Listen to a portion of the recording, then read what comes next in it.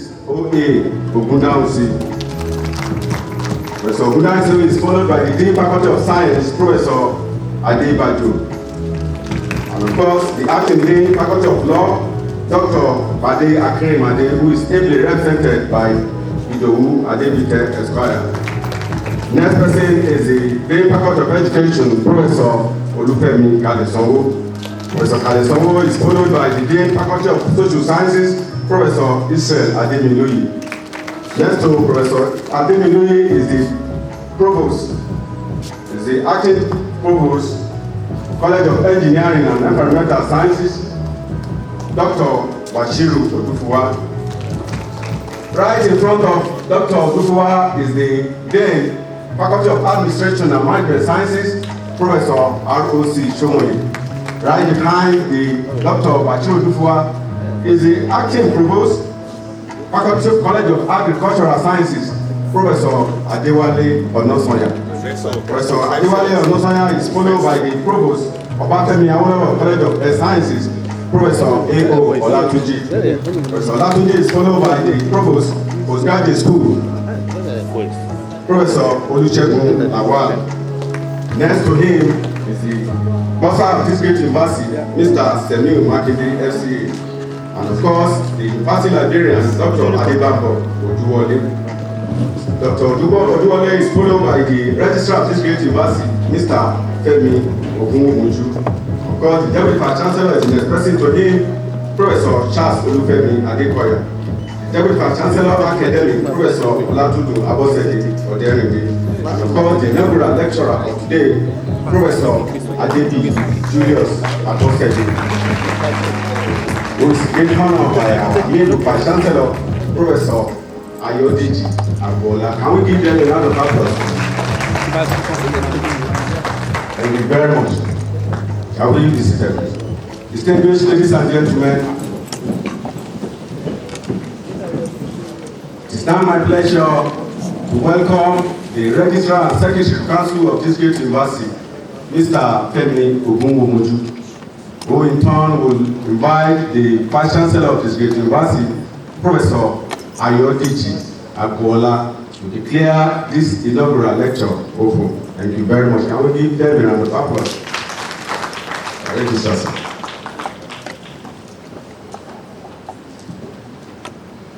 Distinguished ladies and gentlemen, once again on behalf of the Vice Chancellor, I welcome you all to this 108th inaugural lecture. May I now please ask the Vice Chancellor to declare this inaugural lecture open. The Vice Chancellor.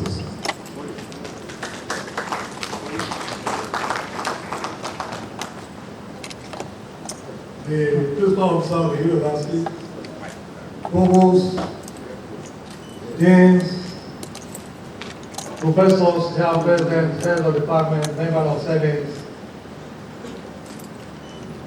our guest lecturer of today, invited guests, other members of the university community, ladies and gentlemen. On behalf of Senate of this university, I hereby declare 108 inaugural lecture open. Mr. Abosede was born in Ibadan, Oyo State, on April 28, 1955. He obtained the West Africa Higher School Certificate, high school in a bachelor degree in agricultural economics. He returned to the University of Ibadan again, where he earned a master's degree in business administration in 1984. Thereafter, proceeded to the University of Lagos for another master's degree in general management between the year 1988 and 1989. However, he's not satisfied with his educational achievement, and to satisfy one of the conditions of being an academic, he applied to the University of Benin for the Doctor of Philosophy degree in Business Administration, which he completed in the year 2008. Having satisfied those requirements, he did not jump on the academic journey immediately, but professionally prepared himself by working briefly with the National Survey Research Institute, more plantation in Ibadan, as a pupil research officer between 1979 and 1980. Between 1980 and 1981, he worked as a branch accountant with the Cooperative Bank Limited in Ibadan. He later joined the service of the OLABISI University, then known as the State University AGO-IWOYE, in 1984, as an assistant lecturer. The search for experienced bankers to aid the growth and development of Gateway Bank, Limited, Abeokuta, saw Professor Abosede attracted back to the banking hall as a manager between 1990 and 1993. He realized that it was not done with academics, and as such returned to the teaching profession when he joined the State Polytechnic, now Moshood Abiola Polytechnic, in 1993. As his academic dreams and aspirations were not fully fulfilled by all this journey in Polytechnic and advanced and pupil research fellow, he finally returned to the OLABISI University in 1997. And the academic journey continued till today. By dint of hard work, he was promoted to the post of a professor on 1st of October 2018.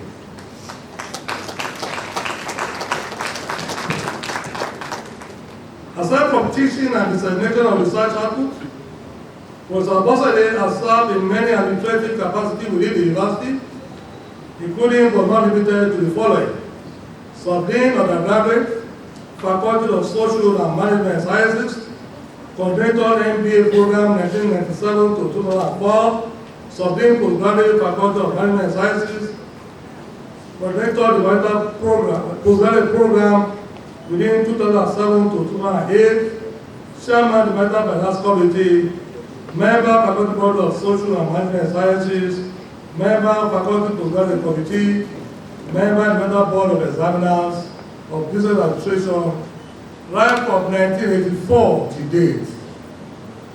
Editor, United Journal of Management and Organizational Behavior between 2010 to 2014, Representative of Senate on University Ethics and Professional Conduct from 2012 to 2013, University Coordinator General Studies, Acting Head, Department of Business Administration, and of course, Pioneer Director, OOU Business School, among others.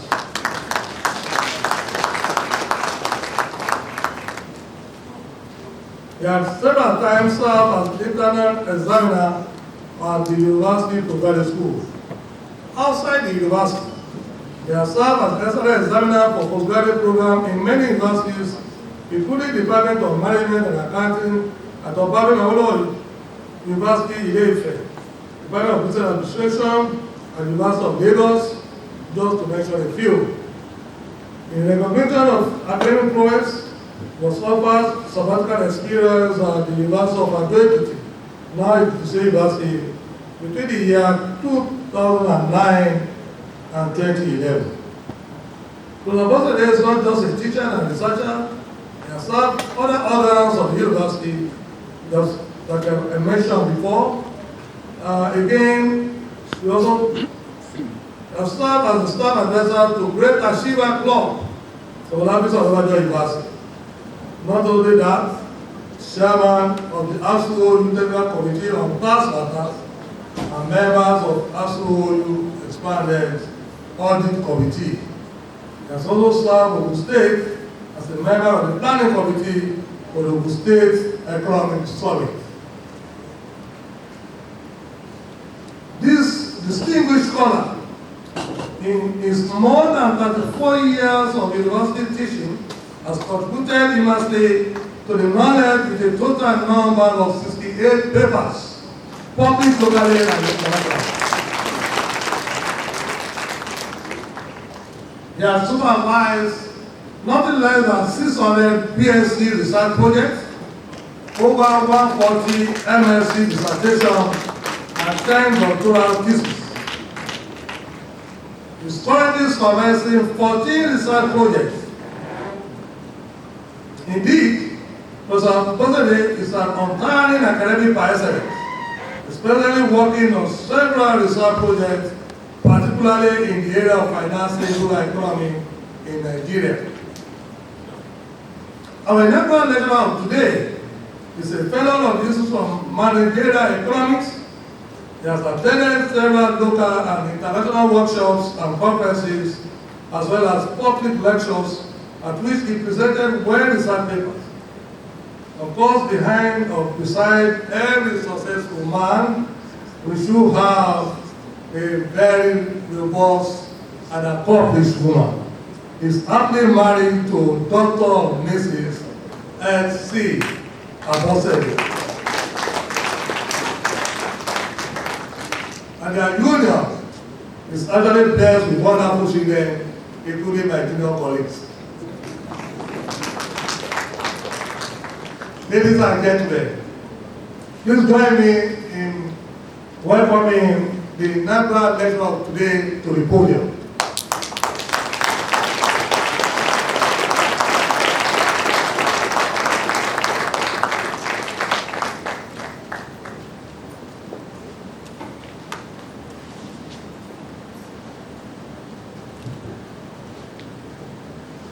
The Vice Chancellor, the Deputy Vice Chancellor Academic, the Deputy Vice Chancellor Administration, the Registrar, the University Librarian, the Bursar, Provost of Postgraduate School and colleges, Deans of Faculties and Student Affairs, Directors of Units and Programs, distinguished colleagues from OLABISI ONABANJO University, teaching and non-teaching, distinguished colleagues and friends from sister universities and institutions, Your Excellencies, royal and governmental, my Lord spiritual and temporal, family members and friends, distinguished loyalists,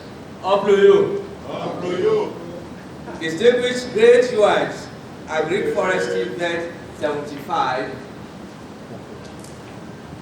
gentlemen of the press, distinguished ladies and gentlemen, the greatest OSWITEs, the greatest OUITEs, Mr. Vice Chancellor,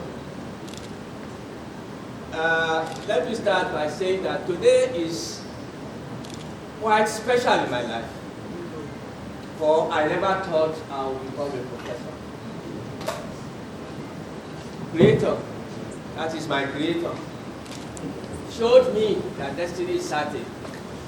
And of course, there was an empathetic disposition of immediate Vice Chancellor who, despite all odds and gimmicks, made me a professor.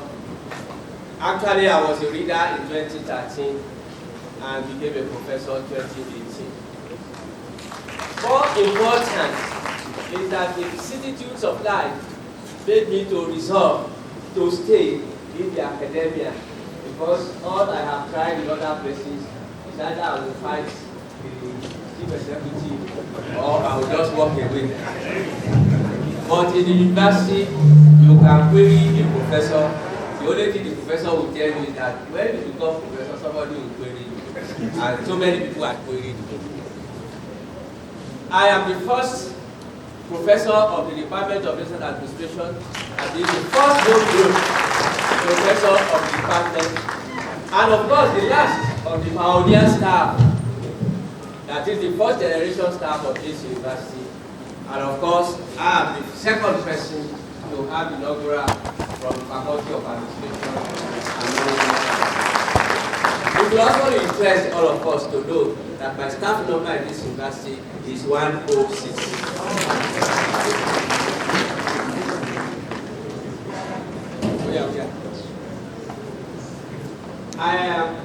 I'm also honored to produce the first set of graduates in the Department of Business Administration. Mr. Vice Chancellor, sir, I'm grateful for this opportunity that you have given to me. not allowing hurting discounting of my hard work to make it impossible to be here. And let me also say that actually I wanted to be a medical doctor. That was why I went to Baptist High School in Igbo. For science, I got my HSC. And when I applied to UI, I was offered vet medicine. And I told them that instead of vet medicine, just give me any 3-year course, I will be okay. And that was how I found myself in agricultural economics. I would have loved to be a lawyer too, but I was very poor in art subjects. History was my terrible subject and literature.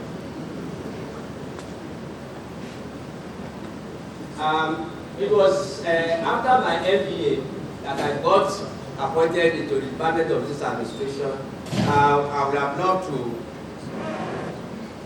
loved to publicly praise Professor OLABISI and Professor Falusi. They were the ones that encouraged me to go through the MBA, and Professor they personally brought me to ONABANJO University. Of course, my case is that of man proposes and the creator determines. It has always been like that.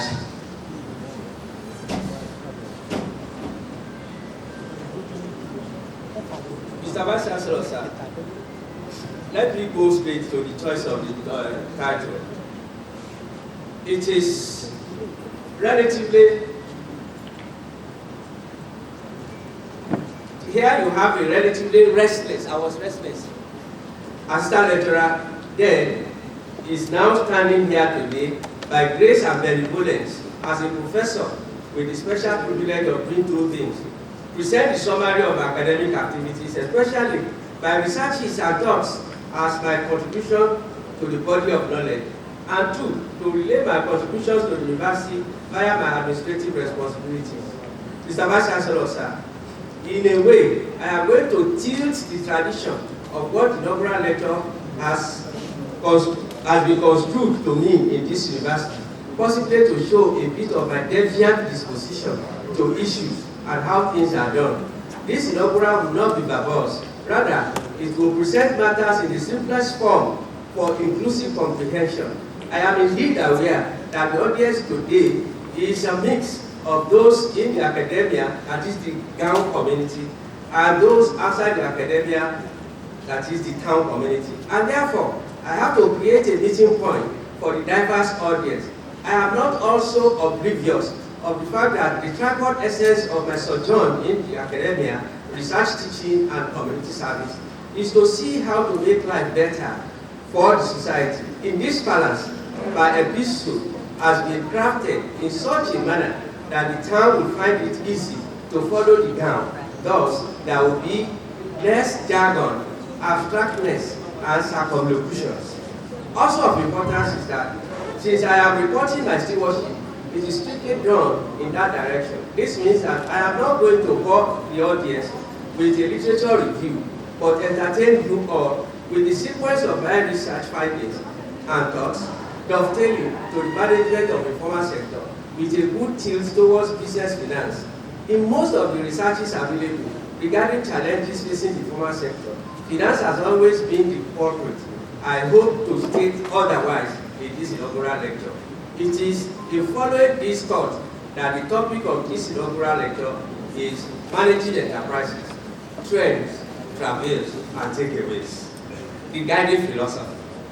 I think it is important to state in clear terms what guided and is still guiding my thoughts as a person and what has affected my research positions.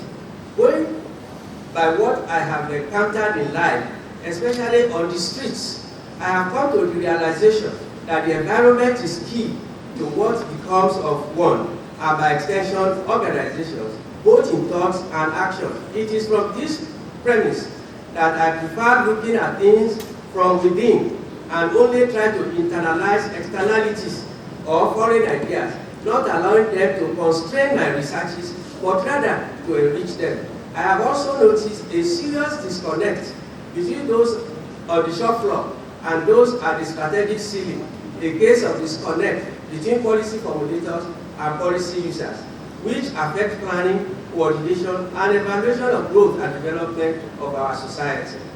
I believe it is worthwhile to adopt a bottom-up approach where every village, town, locality, and city are taken to be units of planning and not the city forcing down policies through the throats of every village, town, and locality.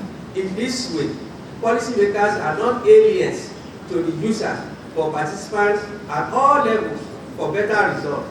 The choice of AGO-IWOYE model rather than the Lamborghini approach has become imperative. That is INAUGURAL 2021.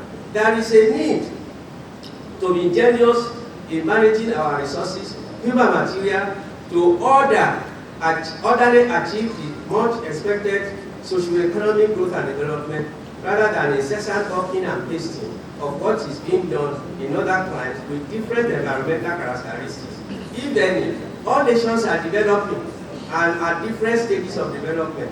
Our usual rush for best practices, though good, must be closed in our domestic conditions, such that we eventually own our processes and collectively drive the processes to the good of the people. My journey as a scholar and along the line of an administrator has given me experience that span many years of study. Various fields of knowledge within the confines of business administration and have been investigated, including human resource management, financial management, entrepreneurship, organizational efficiency, and strategic management, among others, before settling on applying these fields to the growth and development of micro, small, and medium businesses. These studies raise fundamental questions around providing explanation on what individuals, firms, and other stakeholders should strive for in making society a better place. Please endure with me as I take you through a few of the exciting challenging yet knowledge-rich experiences, research findings, and my thoughts. So, my research started with AGO-IWOYE, where we tried to look at the business life and practices in AGO-IWOYE, and evaluation of government policies, business costs, and performance in 1992, where it was found that the informal businesses are predominant in the university town of AGO-IWOYE, and there exists a positive correlation between interest rate and borrowing in the business sector. This works pointed to the fact that much is required to be done, probably outside theoretical conditions, suggesting that economic activities are yet to get to the threshold where theories prevail, and it needs to take a concerned look at the informal sector, the bedrock of employment generation and growth of the gross domestic product. Continuing on this interest rate and borrowing, the money deposit banks in Nigeria gain attention at two levels: their desire to make an adequate profit or the nature of their Nigeria performance. What I was able to find was that there was a negative relationship between aggregate interest rate and earnings compared to the performance of these banks. The same thing we found in 2004, where we tried to look at the performance of the banks, and we noticed that rather than making profit from the real business of the banks, probably they were making more money through hidden charges. And of course, you will realize that today, as a result of the Naira redesign, it has now occurred to some of us that probably our banks are not performing better than the POS, because if you make a withdrawal today, they will charge you. And I have given them my money to give for me, the same money they will use for business. And when I want to take it, they will charge me. Then they are eating from the two sides. Mr. Vice Chancellor, sir, following from above, these different works was done at different times to find explanations for organizational performance.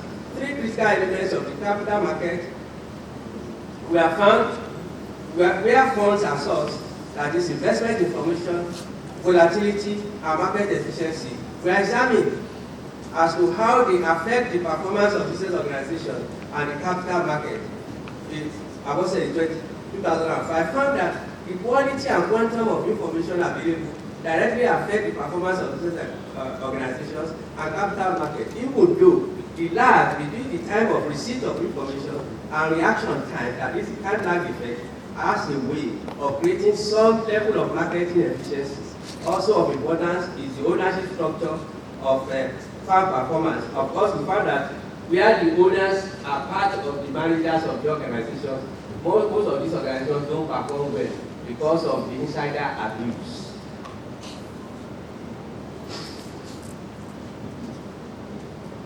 It is now I look at the pecking order theory of capital structure because I want to see how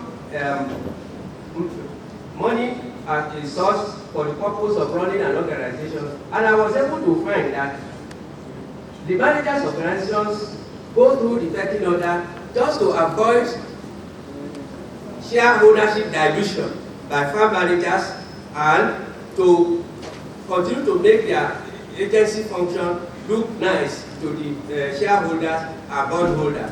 Whereas most of the time, the unethical things they do along the line will make it impossible for organizations to have an efficient capital structure that will drive the activities of the firm. Mr. Vice Chancellor, sir, from the foregoing, the place of managers in the performance of economic organizations became critical, requiring further investigation in the areas of capacity and capability.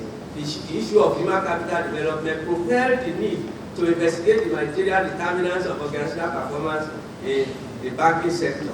Of course, it was found that the problem of organizations today is not even about the resources available to this organization, but those who are running the organizations, that is the managers. Most of the times, they run the organization for their selfish interest as to what they can gain, what they can take away, and that has been affecting businesses in this country.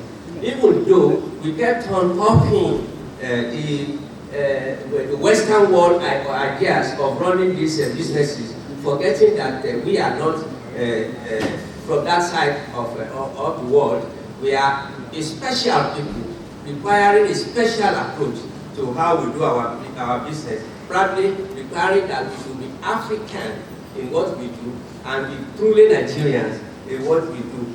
Because no matter what, in every good there are bad things, and in every bad thing there are also good things. As much as possible, I don't want to belabor us here. Abosede essay and Showmumi 2018. That's our sir. It's the same our Showmumi. Further examine one of the functions of managers of organizations in the course of achieving organizational goals and human resource management. 3 dimensions of human resource management: reward management, employee performance, and for employee sourcing were regressed against organizational performance. Of course, we found that what has been very important to performance in this climb are the reward management and the employee performance. How employees are sought are not significant as regards how businesses will run in this country. And you will see if how we source is not going to be important, then why should we continue to copy and paste what is happening in the so-called civilized world? Because to me, there is no world that is developed. All worlds are developing. It was found that 2 dimensions, reward management and employee performance, significantly affected bank performance, while employees' resourcing had no significant effect on performance. The implication here is that the human resource management, the reward system, and how employees are made to perform their functions are critical, not necessarily how they are recruited. What I am saying in essence is that the problem of enterprise management in this country is not about the resources that are available, but it's about the human beings that are running these organizations. And you see, that was a time we did an audit, and we found that an organization, one of those I worked for, that I quarreled with, eventually had to resort to, yeah, I think I can fit in. They were capitalizing envelopes. And when you capitalize envelopes, something that should be an ordinary expense item, you now put it in the books as capital items. And you know there's a kind of creative accounting there just to make profit. Eventually, the bank went under. The micro, small, and medium-scale enterprises. Mr. Vice Chancellor, sir, as I am drawing close towards the end of research stewardship, let me go into the area of informal sector, basically the MSMEs, that is of great concern to me. The clamor has always been that access to finance is critical to the growth and development of the informal sector. My position will somehow show some level of deviation from the common position. For this is born more out of practical experiences I have had with some of the operators of micro enterprises. As of now, about 96.9% of what constitutes the informal sector by way of MSMEs are micro businesses as documented by the Nigerian Bureau of Statistics.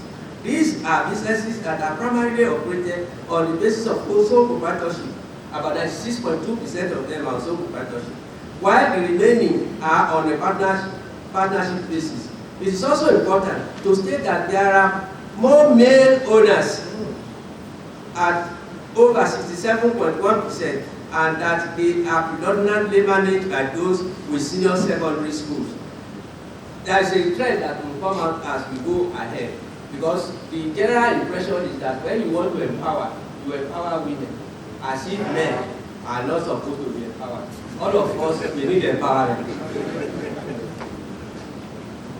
After looking at large firms in terms of what they do, and the fact that our economy is not quite amenable to theoretical expectations, and thus has dwindling absorptive capacity, it became necessary to direct attention to the informal sector with a potential in terms of employment generation and providing income to the operators on the basis of intellectual entrepreneurship, where it was found that there is a need to collaborate with enabling agents for converting creativity in the form of knowledge assets into innovation and wisdom to promote sustainable economic growth and development. Abosede and Okoya, 2013.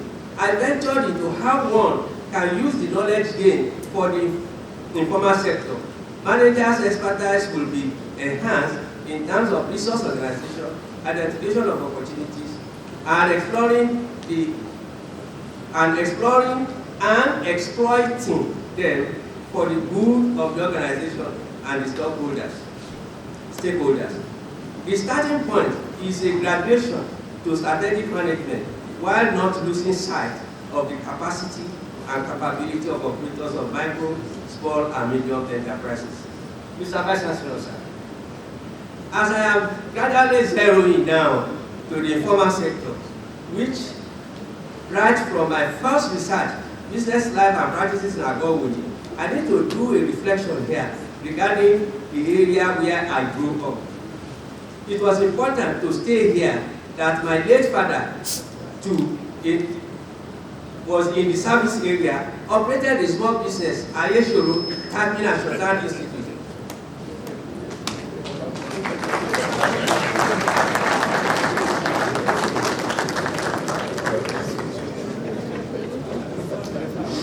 Ayeshoro, Typing and Shorthand Institute, where the focus was grooming potential secretaries and typists towards acquiring professional qualifications. I was able to type 35 words per minute in typewriting, and I have a sister, she is here. I have a sister who typed 50 words per minute in typewriting and shorthand. As a sequel to this, I am bold enough to say that I typed my doctoral thesis myself. There is no denying the fact that MSMEs are of great importance in terms of employment generation and contribution to the GDP. It is also germane to restate that the 2014 economic rebasing claimed that the informal sector contributed 57.9% to the estimated GDP of 80.2 trillion naira. The informal sector, which is also referred to as the shadow economy, as of 2014, employed a total of 48 million Nigerians, thus providing income and reducing unemployment. Agriculture, merchandising, services, and manufacturing sectors constitute the largest employers of informal workers. That's the AGO-IWOYE at this 2014. This has also been the situation in AGO-IWOYE region. As posited in the study of business life and practice in AGO-IWOYE, it is important to note that AGO-IWOYE is consistently experiencing noticeable growth and development in the informal sector. The challenges being faced by the informal sector, especially in developing economies like Nigeria, and given their peculiarities, have always been identified among others as follows: lack of access to loans, unfavorable input-output market conditions, scale of operation and mode of ownership, managerial skill and performance, noticeable conflicts with the local government officials, and unsafe working conditions. Given the above, I was interested in studying businesses in the informal sector using the micro, small, and medium enterprises template via the application of the tools being deployed to study the formal sector economy, especially large-scale enterprises, with a view to finding solutions to the high mortality rate of MSMEs in Nigeria. Mr. Vice Chancellor, sir, the importance of strategic management in the development of small and medium businesses was also of great concern in this journey. Earlier works concentrated on larger farms and developing economies, while few works have explored the possibility of using strategic management to help develop the critical sector of the economy, small and medium-scale businesses. There was a need to see how strategic management could be employed to strengthen the SMEs in the developing economy. Two divergent strands were noticed. Of course, the belief is that for the informal sector, we don't need a well-structured strategic management posture to run it. And then there's another school of thought that you need a well-structured strategic management option. Of course, we found out in our work that it is better to go the way of the well-structured. Not that those who are running the MSMEs will take the full load of what we have under strategic management, but at least there will be two major items there that they will be interested in, and that is the visioning and SWOT analysis. Since many of the strategic management instruments were originally developed for large enterprises, SMEs need to adapt and align these tools according to their peculiarities. The view here is that strategic management of market information, ownership, choice of strategy, competitive advantage, planning, and innovativeness are very germane for SMEs. Mr. Vice Chancellor, sir, in 2007, I tried to look at one of the goals of Millennium Development Goals, which was women's and children's empowerment to take them out of poverty. I tried to examine if microfinance should be gender biased, both through literature review and empirical studies. The point here is, Vice Chancellor, is that the Millennium Development Goals has been externally imposed on us. They are developed, they are the ideas of the outside world. And they're now saying that for you to develop as a nation, you must empower your women and the children. Yes, literature is replete with the fact that if a woman should make 100 naira as a profit, you are very sure that that woman will get home with 90 naira. But if a man should make the same amount of money, if he comes home with 30 naira, you are lucky. That is true. But from my research, I was able to find that the women themselves said, empower all of us. And the question I asked was, Why do you want all of you to be empowered when somebody, the white men, have thought that we should empower you? And he said, if as a woman I become economically buoyant, there's every likelihood that I will become uncontrollable at home. Then what will happen to the marriage structure? Because nobody now is now looking at divorce rates and millennium development goal, women empowerment. Because we are Africans. Our women, even though we are trying to remove that thought, our women, pure and simple, is still our property. Yes, but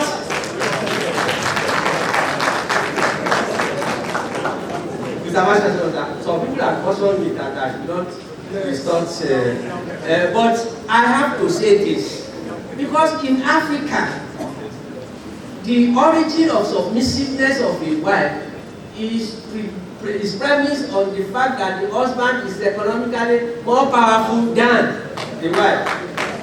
If there is a tilt, your wife can turn around and tell you that, shut up, I am the one feeding you. And you know what it can do to the marriage system. Again, I try to look at credit, making credit available to small-scale business operators. We try to look at the microfinance banks, and then we look at the cooperative system. Of course, we found that there was no significant difference between the two, but they have different issues. The microfinance banks are operating like banks, and therefore even their own charges are now higher than the orthodox or the commercial banks. But for the cooperative arrangement, of course, I have been hammering all along that the major problem facing us is about human resources, how we manage our businesses. The cooperative system is having administrative issues. But thank God, I think people can copy the AGO-IWOYE and see how a cooperative can be managed.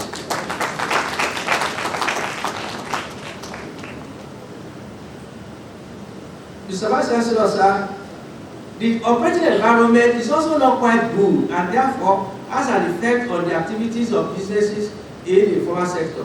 This much was found in the work of ADEBIYI and Abosede in 2014, where the macroeconomic environment indicators, interest rates, government capital expenditure, and import-export were evaluated against micro enterprises output growth. Fiscal, monetary, and trade policies were used as measures of the macroeconomic environment. It was found that the macroeconomic environment has a significant inverse effect on the micro enterprises output growth rate in Nigeria. This is very critical to the survival of the informal sector, which is not only providing employment opportunities and income to substantial population of Nigerians, but also contributing significantly to the gross domestic product with the potential to do more. However, given their scale of operation, the likelihood of not being able to individually embark on corporate entrepreneurship and the possibility of pooling efforts to address market challenges, the adoption of co-opetition was examined. You know, I was trying to say that majorly the micro enterprises were sole proprietorship type ownership, and very few are on a partnership basis. And we have found that they are not even doing well. And then the idea came that probably we should explore the possibility of adopting co-opetition, that is, cooperation among competing enterprises. That is the essence of co-opetition, such that they can cooperate for a very little time, and once they stabilize, they can run their race on their own. And of course, that has a possible effect of making them to explore more the ownership structure of partnership rather than the sole proprietorship, such that they can spread risk, they can pool resources, and of course, move better.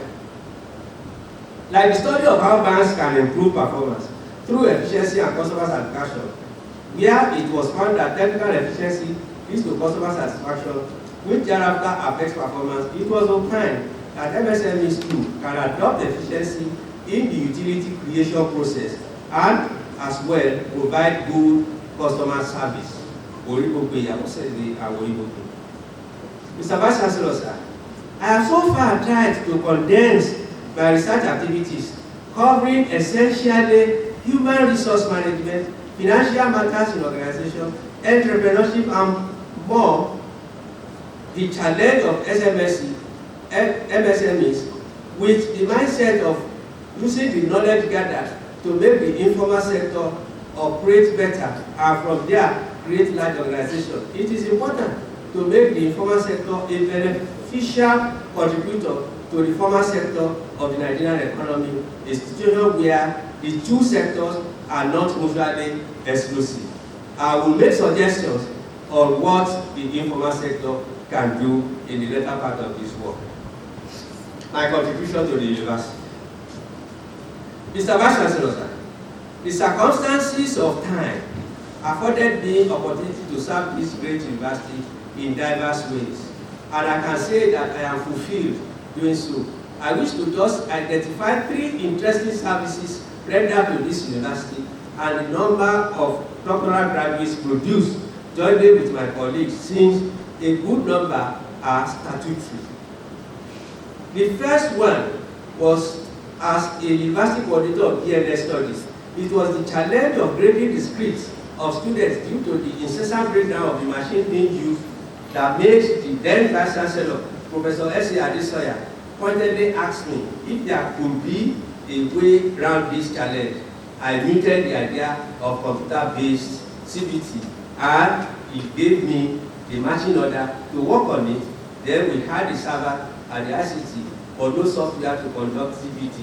We sourced and were able to get a vendor for the CBT software, and it was during the process of sealing a deal that the university appointed a director for the ICT center, and the process of computerizing our activities started.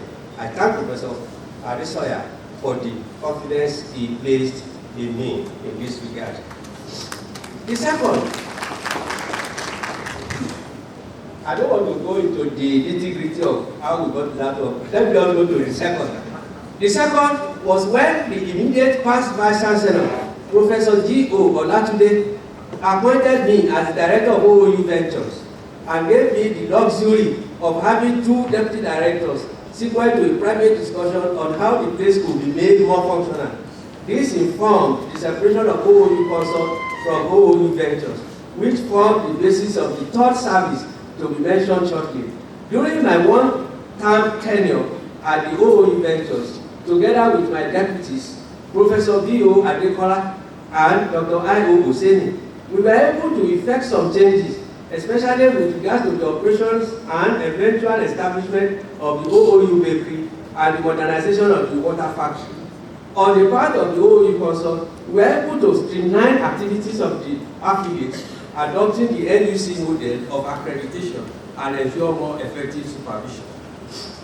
As if that was not enough, Professor Olatunde just summoned me one evening while I was still the director of OOU Ventures and requested that I do a proposal on a business school for the university, and that he had gotten someone who was willing to donate a building. I did the proposal and included in it that the director of the place shall be someone of the professorial grade. While going through the proposal with me, he just said, "Mr. Man, put your name there as the director." Thereafter, I received a letter as acting director of business school 2 months before the expiration of my tenure as the director of ventures. I was allowed to go with Dr. I.O. Oseni as the deputy director, and the OOU Consult became part of the new OOU Business School. To the glory of Almighty, I have been able to produce with the other colleagues 10 PhD graduates, the first being Dr. Jide Adeshi, and 2 others who are staff in my department, Dr. Banjo Azan and Dr. OLABISI. I have 5 as work in progress. At this juncture, I am thanking them for being attentive and hardworking enough to be so productive.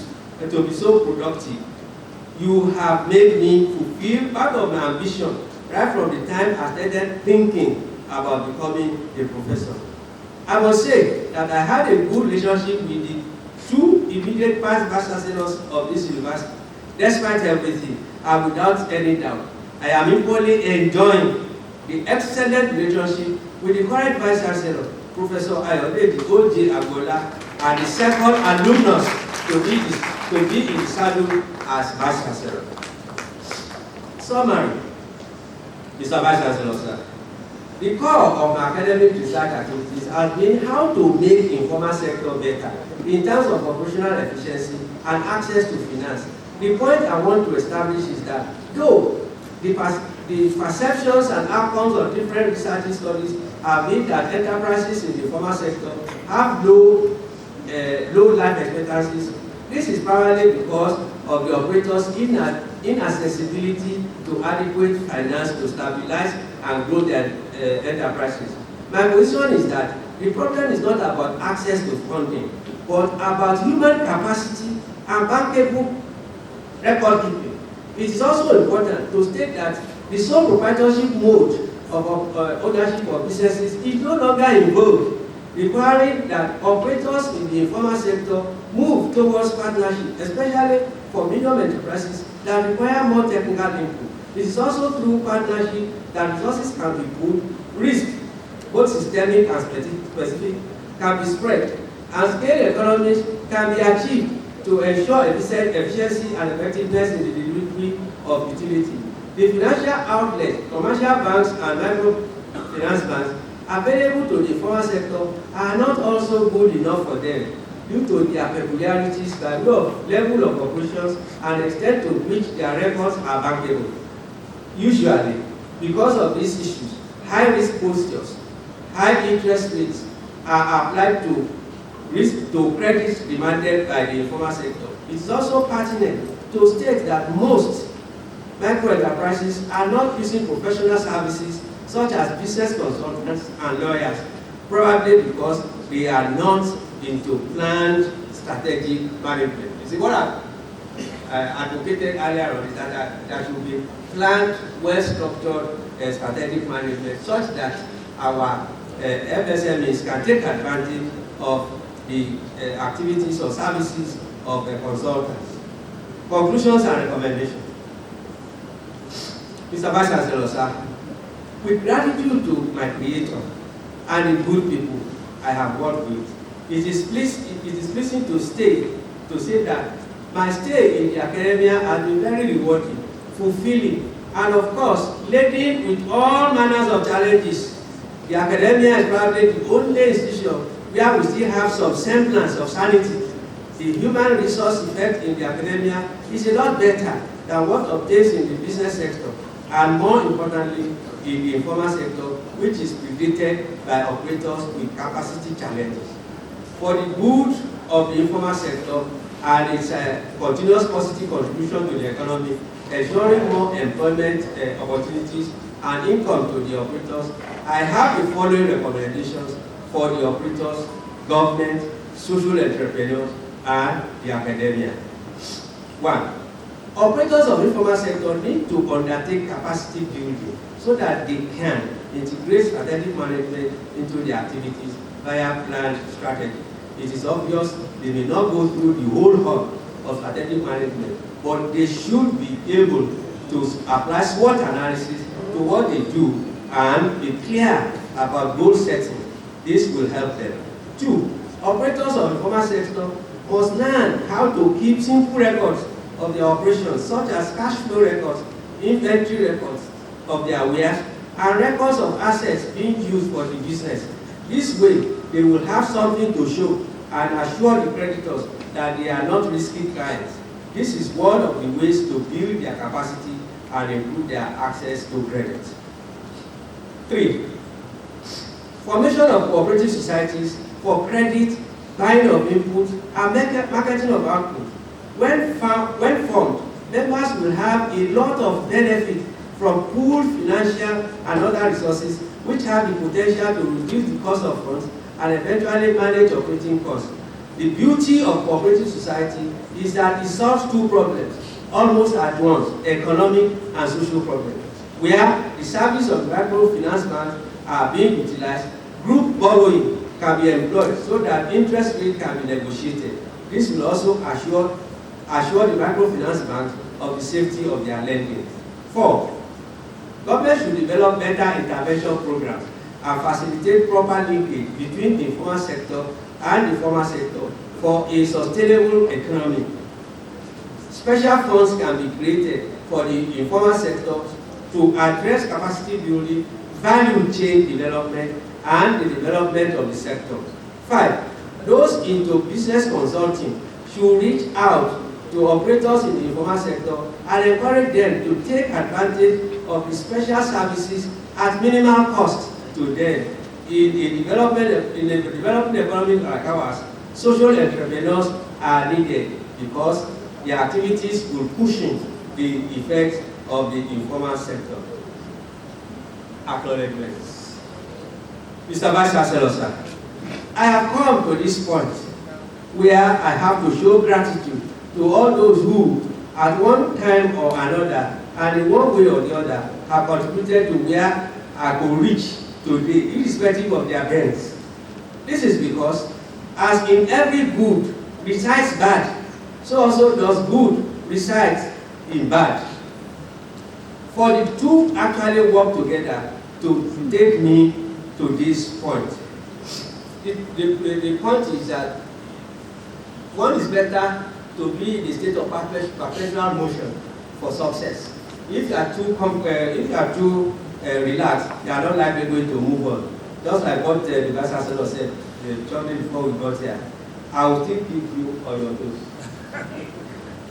I give thanks to my Creator for counting me worthy of surviving to this point and even achieving what I had initially taken to be unachievable given the inclement circumstances. Your divine protection is well appreciated. I sincerely thank the management of the university using the alumnus Vice Chancellor, Professor Abosede Johnson Agbola, as the contact person, and all the principal officers. I thank all provosts, deans, professors, directors, heads of departments, sub-deans, both graduate and undergraduate, and all members of Senate. My sincere appreciation goes to all non-teaching staff of the university. I have enjoyed your support in diverse ways. How will it have been to have my biological parents here today, especially my mother, Dali Mogo, who craved my becoming a PhD holder and eventually a professor, with the souls of Pa Gabriel Adefolari Abosede, Baba Yeshuru, and Chief Mrs. Caroline Dali Mogo Abosede, the Oshonubi, continues to enjoy eternal rest. They collectively gave me good education. I want to thank my siblings, Mrs. Elizabeth ADEBIYI, Abosede, Mrs. Adenike Adegude, Abosede, and Ms. Adewumi Abosede for their support in different ways. I pray for continuous eternal rest of my senior brother, Sir George Sunday Oluwatobi Abosede, and my junior brother, Otuba Adekunle Johnson Abosede. The two of them were very good to me in their lifetimes. My extended family, both from my father and mother's side, are also wonderful people. Mr. Vice Chancellor, sir, it would be bad of me if I do not specifically express my profound gratitude to some of my people in the university community. I will start with my brother, Professor O.O. Oyeshiku Babake, and his lovely wife, Mrs. Faustina Oyeshiku, our mother and wife. Let me tell you this. In those days, when we are assistant lecturers, that is Oyeshiku and myself, we will go out. If we come back home earlier than 11, the wife will ask us who we offended us.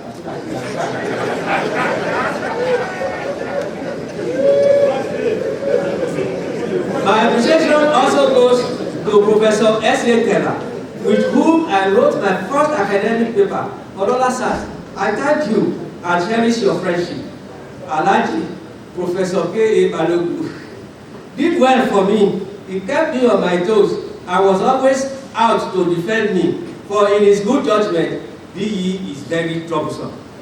I wish to congratulate and especially thank my chairman before, Professor Adeshola N. Nasir, who even where we differ on matters, has always accorded me great respect.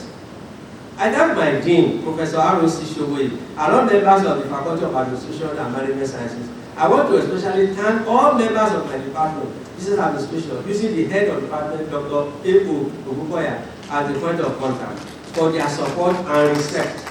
I wish to specifically and specially put on record your unalloyed loyalty of Mrs. Asana Adoni Azan. Asana, are you here?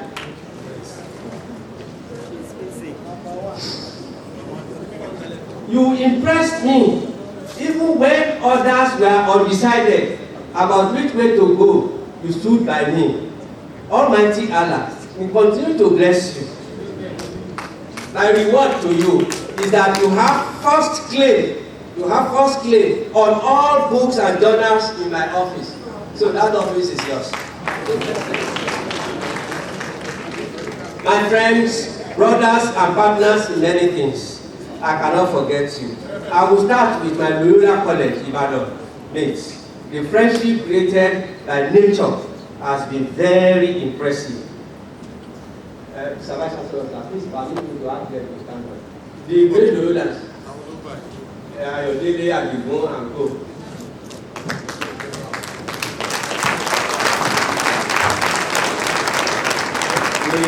They entered the school in 1968 together, and we finished in 1972 together. Even though many of them are very rascally, but I was just talking.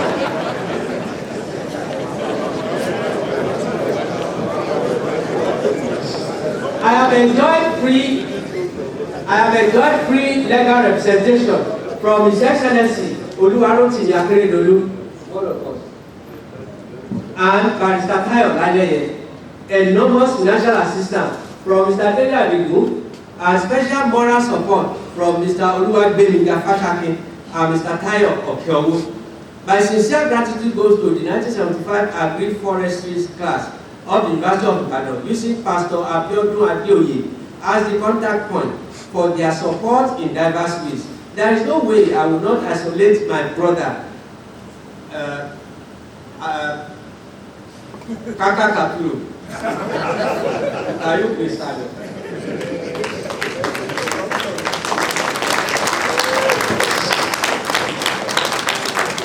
There is no way I will not isolate my brother, Senator ADEBIYI Sefiu Kaka, who, when we were at the university, I never knew we were from the same town, Ijebu. I thank you for being there for me, right from the challenging times in Abeokuta and up until the present time. You are a brother indeed.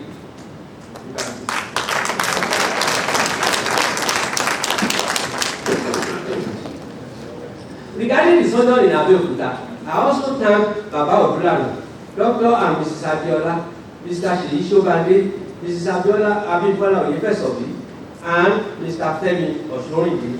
I also thank the Abeokuta Seminar Group, headed by our Olori Ebi, Dr. David Sobade. Olori Ebi, sir. And our Olori. Normally have seminars, at least one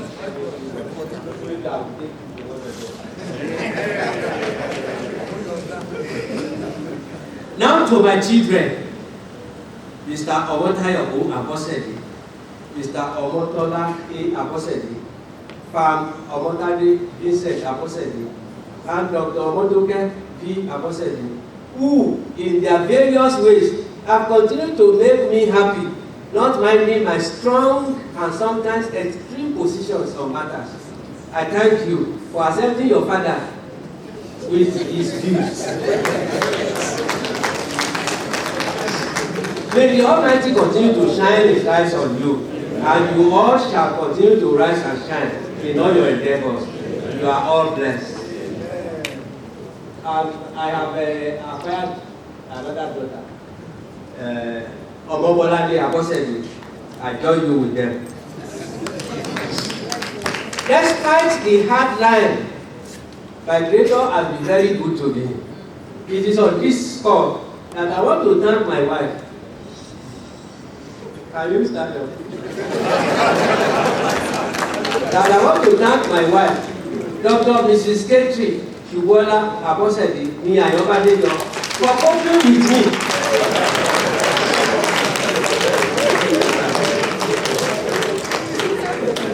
I pray you both till the end. I wish Mrs. Kwalatoko Olayemi Abosede ni Kayopaye continuous eternal rest. And big thanks to Engineer Olusola Morumubo Agbeke Olarere ni Ogunwale for her support. I thank you all for coming and for being patient enough to stay through this inaugural. Thank you.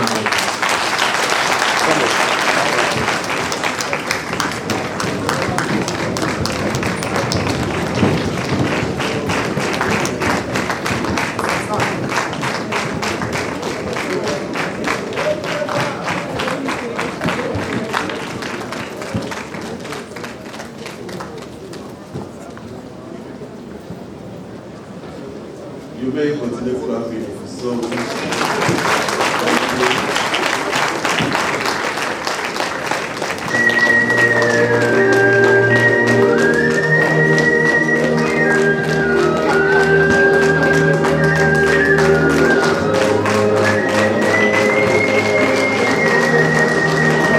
please have a seat.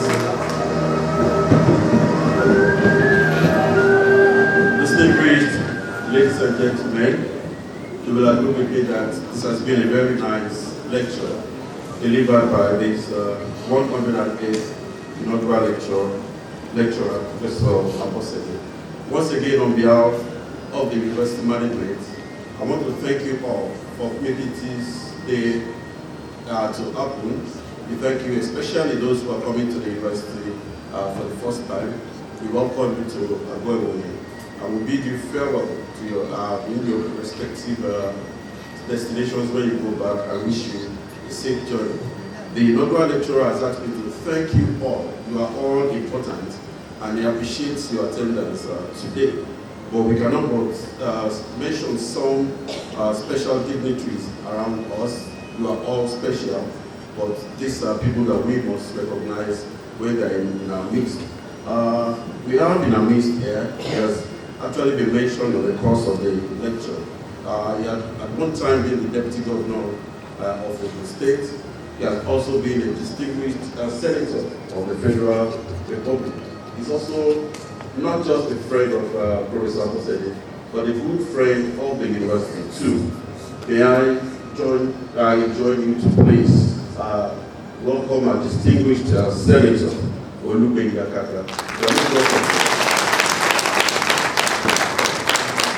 We also have in our midst a distinguished alumnus of this university and a one-time commissioner for health in the Ogun State government, Dr. ADEBIYI. Welcome, sir. Our royal fathers are fully represented here from the Your Royal Majesty, Alayeluwa Oba Lawrence Jaye Oba Adebayo, the Orimunisi of Ijebu, Kabiyesi. His Royal Highness is also with us here, the Olokini of Ojowo, Alayeluwa Oba Abdulrasheed Abayomi-Banjo. We also have the Abija Parako here. Pardon me if I didn't get that correctly. The Royal Highness Oba Okunye Aderemi. Welcome you very much.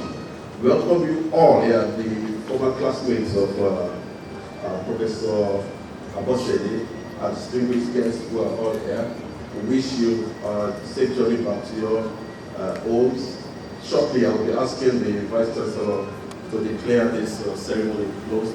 May I implore you, ladies and gentlemen, while the procession is exiting in reverse order, will you please stand up and remain standing until they leave the hall? I implore you to please do that. May I now ask the Vice Chancellor to please declare this 108th inaugural lecture closed. Vice Chancellor.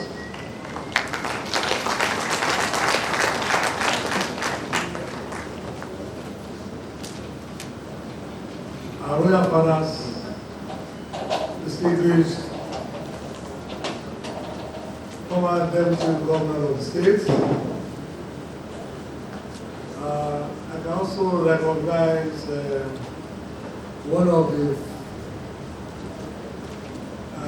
professors who has retired from the university, Professor Titi Azan. You are welcome, sir. I'm very sure that all of us are enjoying this. Even myself, I was able to, despite the fact that I'm not in that line, I was able to put it together. The former sector will be better off if there's improvement in the operation as well as access to funds. If that is the only thing I can take away from here today, that should be enough for all of us. I also found out that no matter how old we are, but I did a lot of estimation, and I discovered that Professor Abosede is more than 68, and yet he still wants our parents to be alive. And that's a good lesson for some of us as well, who have lost both of them years ago. And finally, he has also proposed another theory for those that want to go into that.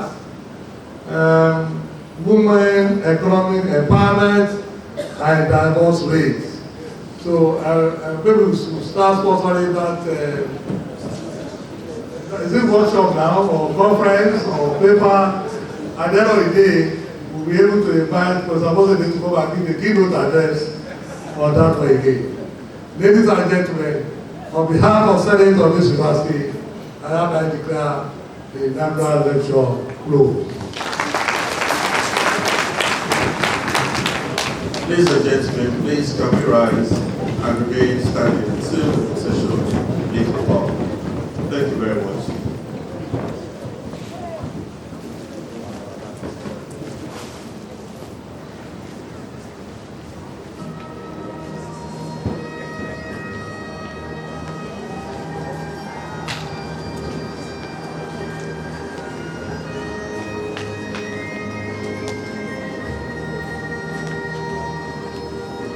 Member of the family of the inaugural lecturer should please join the procession. Thank you very much. Once again, we thank you for coming and wish you journey blessings back to your various destinations. Thank you.